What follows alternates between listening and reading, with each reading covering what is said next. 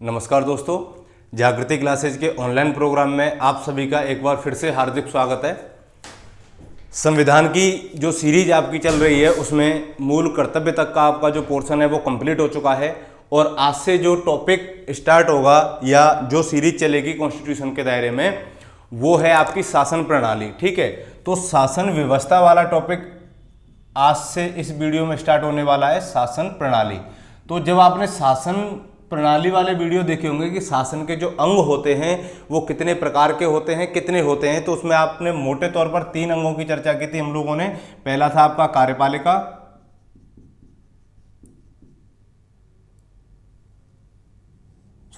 शासन प्रणाली में 2-3 तरह की सरकारों की हमने चर्चा की थी जिसके बारे में विस्तृत चर्चा करेंगे। लेकिन जो भारत की शासन प्रणाली या किसी भी देश की शासन प्रणाली हो उसमें 3 तत्व मुख्य रूप से पाए जाते हैं। पहला तो होता है आपका कार्यपालिका,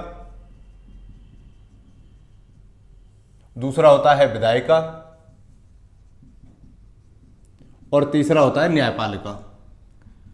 तो आज इन्हीं तीनों तत्वों में से या तीनों अंगों में से पहला अंग कौन सा है? हमारा कार्यपालिका। तो आज हम इस कार्यपालिका के बारे में एक बेसिक समझ जो प्रत्येक विद्यार्थी की कॉन्स्टिट्यूशन के लिए होनी चाहिए, शासन प्रणाली के लिए होनी चाहिए, वो किससे क्लियर होगी? आपकी एग्जीक्यूटिव कार्यपालिका से।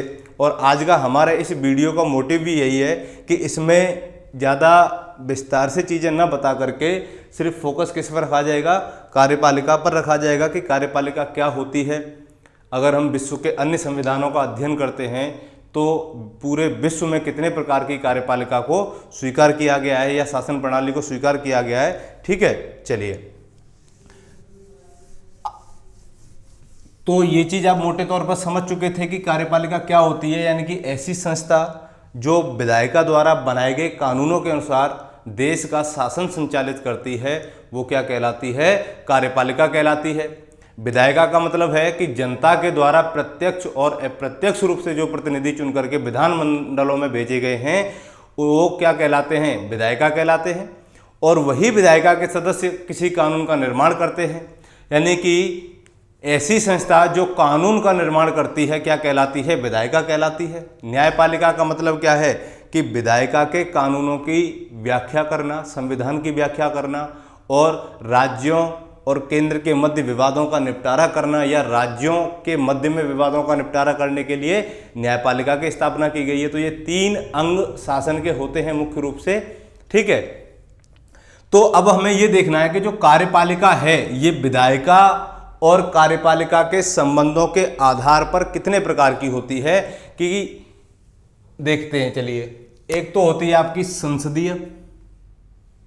मैं शासन व्यवस्था की बात कर रहा हूं कि जो सरकार होती है वो कार्यपालिका और विधायिका के संबंधों के आधार पर मोटे तौर पर कितने प्रकार की होती है। तो एक तो होती है आपकी संसदीय सरकार,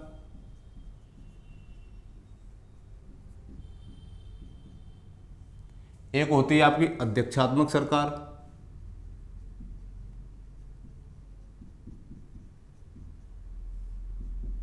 पहले हम इन 2 के बारे में चर्चा कर लेते हैं।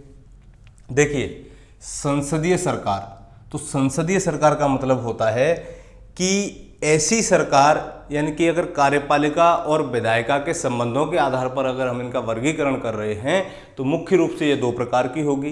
पहली पार्लियामेंट्री गवर्नमेंट और दूसरी प्रेसिडेंशियल गवर्नमेंट।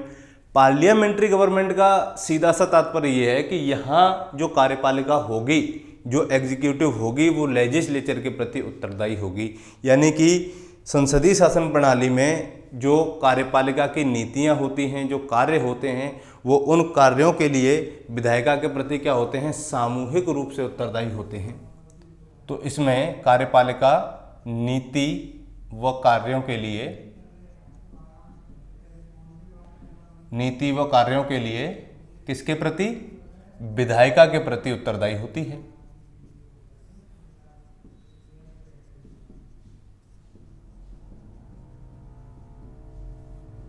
ठीक है, तो यहां उत्तरदायित्व किसके प्रति बना?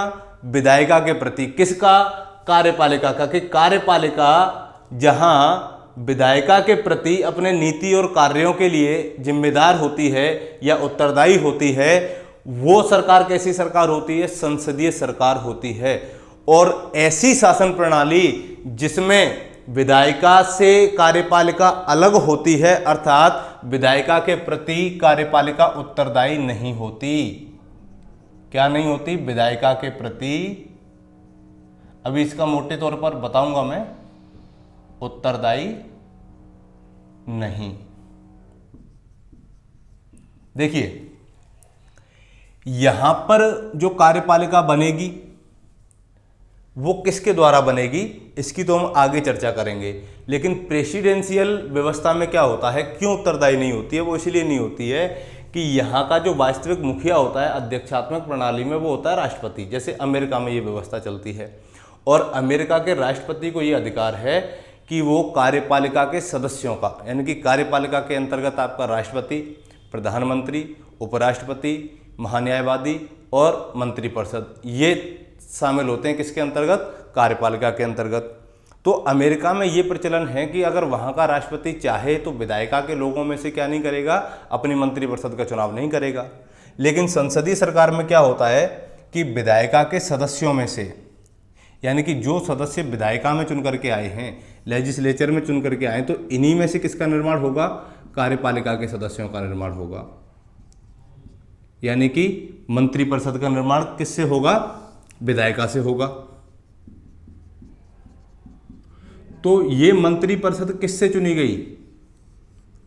कार्यपालिका से, विधायिका से चुनी गई। और ये मंत्रिपरिषद किसके प्रति जिम्मेदार होगी? उत्तरदायी भी किसके प्रति होगी? विधायिका के प्रति उत्तरदायी होगी। और इसका जो उत्तरदायित्व होगा वो कैसा होगा? सामूहिक उत्तरदायित्व होगा, कि सभी व्यक्तियों का सामूहिक उत्तरदायित्व किसके प्रति बनेगा? विधायिका के प्रति बनेगा, क्योंकि इसका जो निर्माण होता है वो किससे होता है? विधायिका से होता है। जबकि अमेरिका में ये जरूरी नहीं है कि विधायिका के सदस्यों में से ही किसका चुनाव किया जाए, मंत्रिपरिषद का चुनाव किया जाए। वहां के राष्ट्रपति को ये पावर्स हैं, ये शक्तियां हैं कि अगर वो चाहे तो किसी भी व्यक्ति को जो उस पद के लिए योग्य हो उसको मंत्री घोषित कर सकता है, अपने कैबिनेट में शामिल कर सकता है। तो इसलिए यहाँ की जो मंत्रिपरिषद है वो किसके प्रति, या कह सकते हैं कि यहाँ की जो कार्यपालिका होगी अध्यक्षात्मक सरकार की, वो विधायिका के प्रति उत्तरदायी नहीं होगी। ये कॉन्सेप्ट समझ में आ गया। अब देखिए संसदीय सरकार के भी कई और नाम हो जाते हैं, उपनाम इसके आधार पर। वो कौन कौन से हो जाते हैं? इसको कैबिनेट सरकार के नाम से भी जाना जाता है। क्या कहा जाता है इसको? कैबिनेट सरकार भी कहा जाता है। कैबिनेट सरकार इसलिए कह रहे हैं क्योंकि इसमें कैबिनेट का महत्व अत्यधिक हो जाता है। कैबिनेट सरकार के साथ साथ इसको उत्तरदायी सरकार भी कह रहे हैं। क्या कहते हैं? उत्तरदायी सरकार। उत्तरदायी सरकार इसलिए कह रहे हैं क्योंकि इसका सामूहिक उत्तरदायित्व तो किसके प्रति बनता है? विधायिका के प्रति बनता है।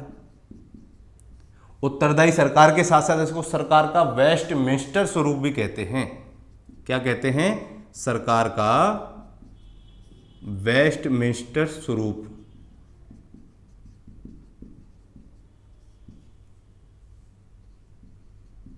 तो ये इसके और उपनाम हो गए कि इसको अन्य किन उपनामों से जाना जाता है संसदीय सरकार को, तो ये हो गए। अब बात आती है कि इस तरीके की जो व्यवस्था है ये कैसे देशों में चलती है, कौन कौन से देशों में चलती है। तो आपने ब्रिटेन का नाम सुना होगा, जापान का नाम सुना होगा, कनाडा का नाम सुना होगा। तो इन देशों में ये व्यवस्था चलती है। कहाँ कहाँ पर? Britain, Japan, Canada. और ब्रिटेन से ही प्रेरित होकर के भारत ने भी अपने देश में कौन सी व्यवस्था को अपनाया? संसदीय सरकार की व्यवस्था को अपनाया या संसदीय शासन प्रणाली को अपनाया। दूसरी बात आती है कि इसके उपनामों की अगर हम बात करते हैं तो ये गैर उत्तरदायी सरकार हो जाएगी, क्योंकि इसका उत्तरदायित्व तो विधायिका के प्रति है नहीं। तब इसको हम क्या बोलेंगे? गैर उत्तरदायी सरकार बोलेंगे।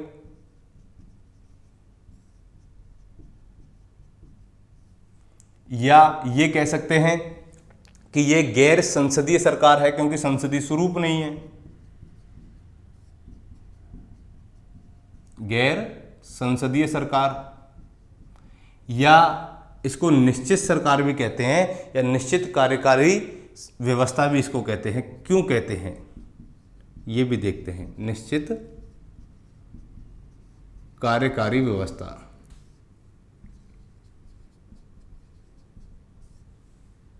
देखिए ये है आपकी अनिश्चित कार्यकारी व्यवस्था और ये है निश्चित कार्यकारी व्यवस्था। ये अनिश्चित इसलिए है कि अगर सरकार विधायिका में या संसद में अपना बहुमत सिद्ध नहीं कर पाती है या अपना बहुमत खो देती है तो सरकार गिर जाती है। लेकिन यहाँ पर सरकार को उत्तरदायित्व तो नहीं है, दूसरा अपना बहुमत सिद्ध करने की आवश्यकता नहीं है। तो एक निश्चित कार्यकारी व्यवस्था जो होती है वो कैसे शासन प्रणाली में पाई जाती है? अध्यक्षात्मक शासन प्रणाली में। और इस तरीके की जो व्यवस्था चलती है वो चलती है आपकी, सबसे बढ़िया एग्जाम्पल है इसका, सबसे बड़ा उदाहरण है अमेरिका। अमेरिका में इस तरीके की व्यवस्था चलती है। अमेरिका के साथ साथ ब्राज़ील में भी ये व्यवस्था चलती है, रूस में ये व्यवस्था चलती है, और रूस के अलावा श्रीलंका में भी अध्यक्षात्मक शासन प्रणाली को माना गया है। ठीक है, प्रेसिडेंशियल अमेरिका, ब्राज़ील, रूस और श्रीलंका, और पार्लियामेंट्री ब्रिटेन, जापान, कनाडा और भारत में अपनाई जाती है। इनके अलावा एक और कार्यपालिका के आधार पर या विधायिका और कार्यपालिका के संबंधों के आधार पर एक और कार्यपालिका का स्वरूप होता है जिसे हम बोलते हैं सामूहिक कार्यपालिका। इसके नाम से ही पता चल रहा है कि सामूहिक कार्यपालिका का मतलब क्या होगा। देखिए, सामूहिक कार्यपालिका का मतलब है कि ऐसे देशों में जहां सामूहिक कार्यपालिका को अपनाया गया है वहां शक्ति का नियंत्रण एक व्यक्ति के हाथ में न होकर के एक समूह के हाथों में होता है। कैसे कि इन दोनों में तो क्या है कि एक व्यक्ति के हाथ में यहाँ नाम मात्र का मुखिया ही सही संसदीय शासन प्रणाली में राष्ट्रपति, तो उसके हाथों में शक्ति का कार्यपालिका की जो शक्तियां होंगी वो किसमें निहित होंगी? राष्ट्रपति में निहित होंगी। यहाँ पर वास्तविक अध्यक्ष कौन है? राष्ट्रपति है, सारी शक्तियां उसके पास हैं। लेकिन यहाँ पर केवल एक व्यक्ति के हाथ में नहीं है। यहाँ क्या होगा कि जो शक्तियां होंगी वो व्यक्तियों के समूह के हाथों में होंगी। शक्तियां व्यक्तियों के समूह में निहित होती हैं। और इस तरीके की जो व्यवस्था चलती है वो चलती है स्विट्जरलैंड में। कहाँ पर चलती है? स्विट्जरलैंड में। स्विट्जरलैंड में जो कार्यपालिका होती है वो होती है 7 सदस्यीय कार्यपालिका, और ये सातों सदस्य बराबर की शक्तियां रखते हैं, ना तो किसी से कम और ना ही किसी से ज्यादा। और हर वर्ष प्रत्येक सदस्य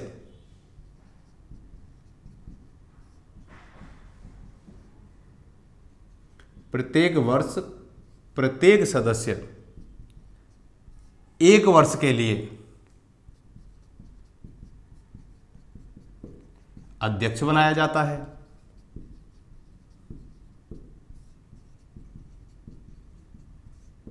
ये आमतौर पर स्विट्जरलैंड में ही चलती है और अन्य देशों में ऐसी व्यवस्था दिखाई नहीं देती है। ज्यादातर देशों में कौन कौन सी व्यवस्था दिखाई देती है आपके? एक तो संसदीय सरकार और दूसरा अध्यक्षात्मक सरकार। संसदीय सरकार का मतलब हो गया कि जहां पर कार्यपालिका विधायिका के प्रति उत्तरदायी होती है, और यहां अध्यक्षात्मक सरकार में कार्यपालिका विधायिका के प्रति उत्तरदायी नहीं होती।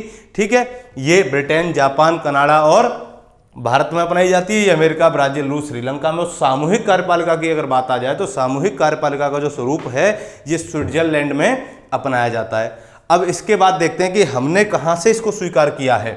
अब भारत का नाम आया कहां से? ब्रिटेन से। तो भारत की कार्यपालिका में संसदीय सरकार के तहत कार्यपालिका को भी 2 वर्गों में विभाजित किया गया है।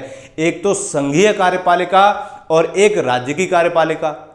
तो आज का जो हमारा लेक्चर था ये बेसिक लेक्चर है, और इस लेक्चर से आपकी एक समझ विकसित हो जाएगी कि कार्यपालिका के अंतर्गत कौन कौन शामिल होते हैं, उनका क्या अधिकार है, उनकी क्या शक्तियां हैं, क्या संवैधानिक प्रावधान हैं, राज्य के लेवल पर कार्यपालिका में कौन शामिल होते हैं, केंद्र के लेवल पर कार्यपालिका में कौन शामिल होते हैं। मेरा आज का मेन मोटिव यही था कि कार्यपालिका से संबंधित, एग्जीक्यूटिव से संबंधित आपकी एक बेसिक समझ विकसित हो जाए। तो ये तो आप समझ ही गए होंगे। तो भारत में ये वाली व्यवस्था चल रही है, तो आपको समझ में आ गया होगा कि भारत की जो कार्यपालिका होगी वो लोकसभा के प्रति क्या होगी? उत्तरदायी होगी, संसद के प्रति उत्तरदायी होगी। ठीक है, तो संसद क्या है भारत में? विधायिका है। और राज्यों की अगर बात की जाए तो कई राज्य ऐसे हैं जहां पर केवल एक सदनीय व्यवस्था चलती है, वहां विधानसभाएं हैं। कुछ राज्य ऐसे हैं जहां 2 सदनीय व्यवस्था चलती है, जहां विधानसभा भी है, विधान परिषद भी है। तो राज्य में जो मंत्रिपरिषद होगी, राज्य की जो कार्यपालिका होगी, वो विधानसभा के प्रति उत्तरदायी होगी, जबकि संघ की जो कार्यपालिका होगी वो किसके प्रति उत्तरदायी होगी? संसद के प्रति। और संसद के सदन का नाम पूछा जाए तो लोकसभा के प्रति उत्तरदायित्व होता है किसका? कार्यपालिका का। यहां तक बात समझ में आई? चलिए देखते हैं भारत में कार्यपालिका को।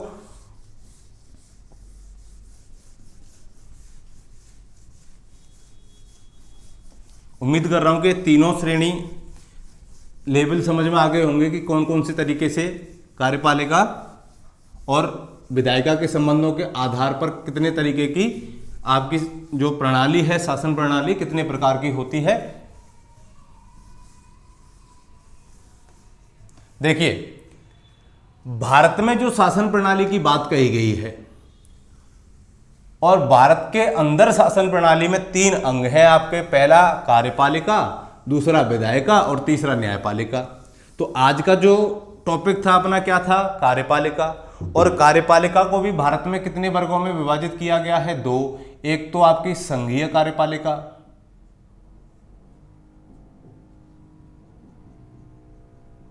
और एक है आपकी राज्य की कार्यपालिका।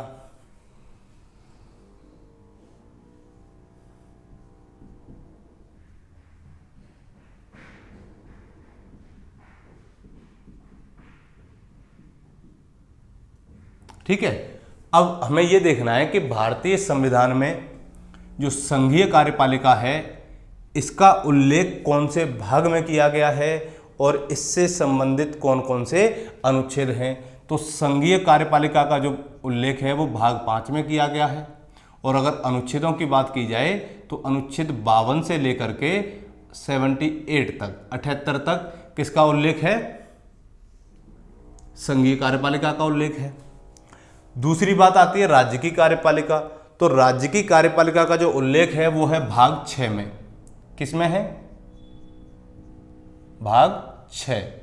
और अगर अनुच्छेद पूछे जाएं तो अनुच्छेद हैं आपके 153 से लेकर के 167 तक।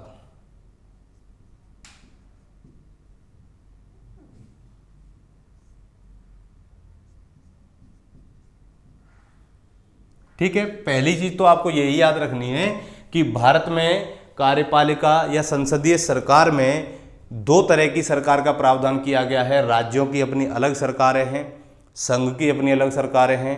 तो संघ की भी अपनी अलग से विधायिका है, अलग से कार्यपालिका है। इसी तरीके से राज्य की भी अपनी विधायिका है और अपनी कार्यपालिका है। तो जो संघ की कार्यपालिका है उसका उल्लेख भाग 5 में किया गया है, राज्य की कार्यपालिका का उल्लेख भाग 6 में किया गया है। संघीय कार्यपालिका से संबंधित आर्टिकल 52 से 78 हैं और राज्य की कार्यपालिका से संबंधित आर्टिकल 153 से 167 हैं। तो आगे आने वाले दिनों में हम इन्हीं दोनों बिंदुओं पर बहुत अच्छे से चर्चा करेंगे ताकि आपका कोई भी क्वेश्चंस यहाँ से किसी भी एग्जाम में, चाहे वो IAS हो, चाहे कोई स्टेट PCS हो, रीट हो, फर्स्ट ग्रेड हो, पटवार हो, पुलिस हो, कहीं से भी आपका एक भी क्वेश्चन नहीं छूटेगा। अब बात आती है कि संघीय कार्यपालिका का जो निर्माण होता है वो किन किन लोगों से मिलकर के होता है। ठीक है, मेन पॉइंट है आपका ये कि संघीय कार्यपालिका का निर्माण किन किन से होगा। तो मैं एक बार इनका भी सिनॉप्सिस बना देता हूं यहाँ पर ताकि आपको याद रह जाए और अपनी कॉपी में भी आप लोग बना लेना। तो सबसे पहला नाम आता है राष्ट्रपति का, कि संघीय कार्यपालिका का जो मुखिया होगा वो कौन होता है? राष्ट्रपति। इसके बाद में उपराष्ट्रपति,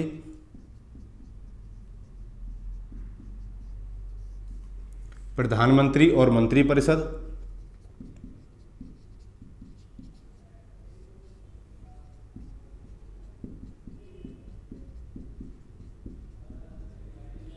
और महान्यायवादी।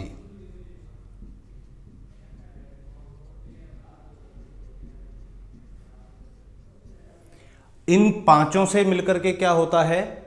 संघ की कार्यपालिका का निर्माण होता है। तो संघ की कार्यपालिका राष्ट्रपति, उपराष्ट्रपति, प्रधानमंत्री व मंत्रिपरिषद और महान्यायवादी इनसे मिलकर के बनती है। दूसरी बात आती है राज्य की कार्यपालिका की। तो राज्य की कार्यपालिका का जो निर्माण होगा वो किससे मिलकर के होगा? अब हमें ये देखना है। अब इनमें एक छोटा सा अंतर समझेंगे ताकि आप जीवन भर इसको भूल ना पाओ। देखिए, राष्ट्रपति के स्थान पर ले लीजिए राज्यपाल। ठीक है, और जहाँ राज्यपाल होता है वहाँ उपराज्यपाल की नियुक्ति नहीं की जा सकती, तो उपराज्यपाल को हम लेंगे नहीं यहाँ। दूसरा है मुख्यमंत्री, प्रधानमंत्री के स्थान पर मुख्यमंत्री आ जाएगा और उस राज्य की मंत्रिपरिषद आ जाएगी।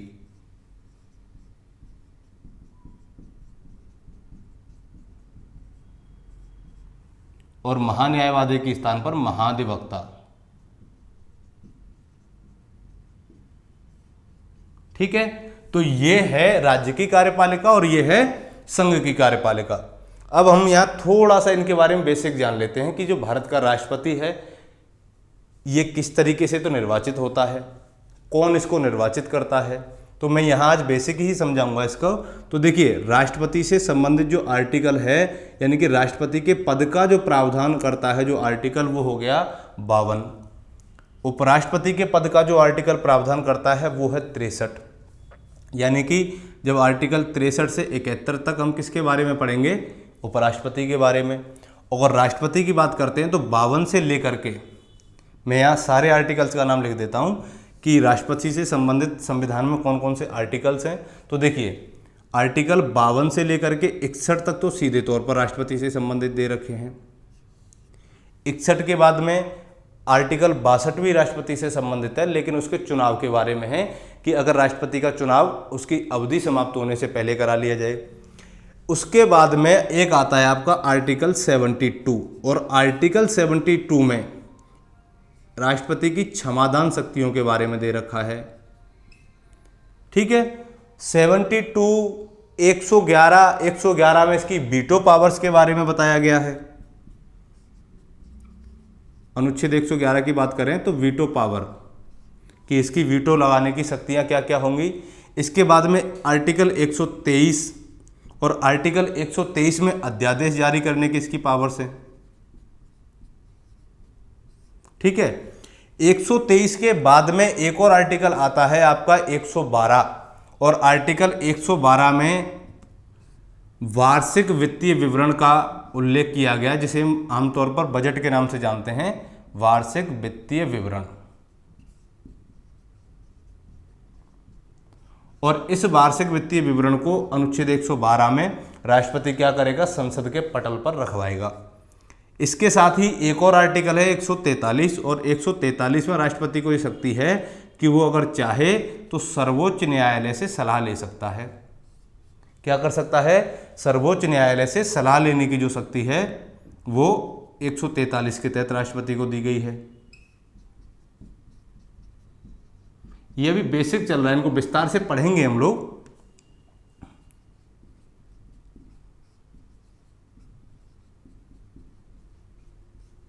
ठीक है, अब इनके अलावा राष्ट्रपति को कुछ और आपातकालीन शक्तियां दी गई हैं, और वो आपातकालीन शक्तियां 4 आर्टिकल में हैं। और वो 4 आर्टिकल कौन कौन से हैं, 352 हैं, यानी कि 352 से लेकर के 360 और 365, इनमें राष्ट्रपति को क्या दी गई हैं, कुछ आपातकालीन शक्तियां दी गई हैं, जो उसको एक अद्वितीय विशेषता मानी जा सकती है राष्ट्रपति की, कि राष्ट्रपति के पास में इस तरीके की शक्तियां हैं। तो जो अब वीडियो अगला जो लेक्चर आएगा अपना, उसके अंतर्गत हम क्या करेंगे, सबसे पहले राष्ट्रपति के बारे में जानेंगे, और राष्ट्रपति के बारे में सबसे शुरुआती जो आर्टिकल है 52, और अनुच्छेद 52 में कहा गया है कि भारत का एक राष्ट्रपति होगा, यानी कि राष्ट्रपति के पद का जो प्रावधान है वो 52 के अंतर्गत किया गया है। 52 के अलावा जो आर्टिकल 53 है, आर्टिकल 53 में कहा गया है कि संघ की कार्यपालिका शक्ति राष्ट्रपति में निहित होगी, और वह इस शक्ति का प्रयोग स्वयं या अपने अधीनस्थ अधिकारियों के माध्यम से करेगा। उसके बाद में आर्टिकल 54 है, और आर्टिकल 54 में राष्ट्रपति के निर्वाचन के बारे में उल्लेख किया गया है कि राष्ट्रपति के निर्वाचक मंडल में कौन कौन सदस्य शामिल होंगे। तो जो राष्ट्रपति का चुनाव होता है वो प्रत्यक्ष रूप से जनता के द्वारा नहीं होता, बल्कि अप्रत्यक्ष रूप से जनता के द्वारा जो प्रतिनिधि चुने गए हैं वो राष्ट्रपति के चुनाव में भाग लेते हैं। इसीलिए इसके लिए एक निर्वाचक मंडल का गठन किया जाता है, और उस निर्वाचक मंडल का जो निर्माण होता है वो संसद के निर्वाचित सदस्यों से, और राज्यों की विधानसभाओं के निर्वाचित सदस्यों से, और दिल्ली और पांडिचेरी की विधानसभा के निर्वाचित सदस्यों से मिलकर के होता है। फिर अगला आर्टिकल है आपका आर्टिकल 55, और आर्टिकल 55 में राष्ट्रपति की निर्वाचन की रीतियां बताई हैं कि किस तरीके से या किस पद्धति से राष्ट्रपति का निर्वाचन होगा। उसमें विधायक के मत का मूल्य क्या होगा, सांसद के मत का मूल्य क्या होगा, कौन कौन सी प्रोसेस हैं उसके निर्वाचन की, वो सारी प्रोसेस अनुच्छेद 55 में दे रखी हैं। अनुच्छेद 56 में इसकी पदावधि कितनी होगी, यानी कि 52 में तो पद का उल्लेख है, 53 में कार्यपालिका शक्ति का उल्लेख है, ठीक है। 54 में निर्वाचक मंडल यानी कि निर्वाचन से संबंधित है, जिसमें निर्वाचक मंडल किन किन से मिलकर के बनेगा इसके बारे में बताया गया है। 55 में निर्वाचन की रीति दे रखी है।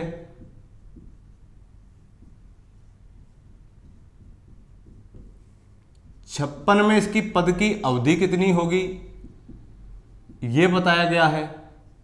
57 में इसकी जो एलिजिबिलिटी यानी कि अगर इसका पद समाप्त हो जाता है तो पुनर्निर्वाचन के लिए पात्रता, यानी कि दोबारा क्या भारत का राष्ट्रपति चुनाव लड़ सकता है,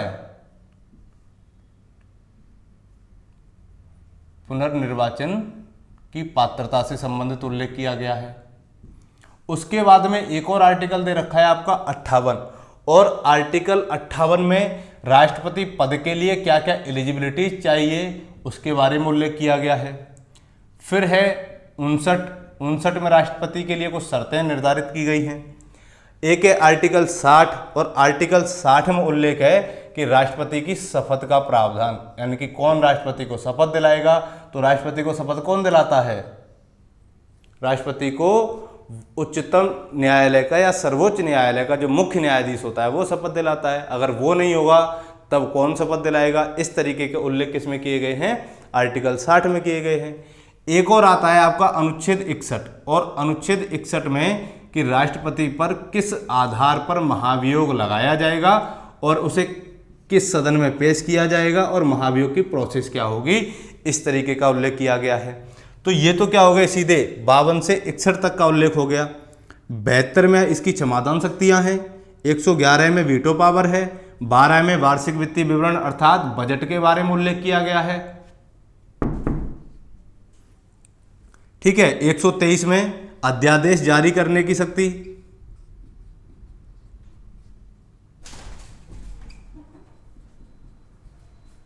और 143 में सर्वोच्च न्यायालय से सलाह लेने की जो पावर्स हैं वो दी गई हैं। और इसको जो इसकी अद्वितीय विशेषता मानी जाती है भारतीय राष्ट्रपति की, यानी कि वो क्या है कि इसको आपातकालीन शक्तियां दी गई हैं कि किन परिस्थितियों में भारत का राष्ट्रपति आपातकाल घोषित कर सकता है और इसके लिए वो किसकी सलाह लेगा। इसके बाद में अगला वीडियो आएगा अपना उपराष्ट्रपति के ऊपर।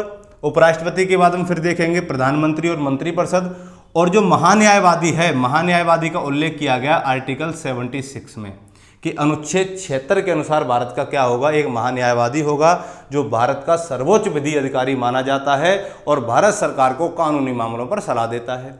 इसी तरीके से राज्य की जो कार्यपालिका होती है उसमें राज्यपाल, मुख्यमंत्री और मंत्रिपरिषद और महाधिवक्ता का उल्लेख किया गया है।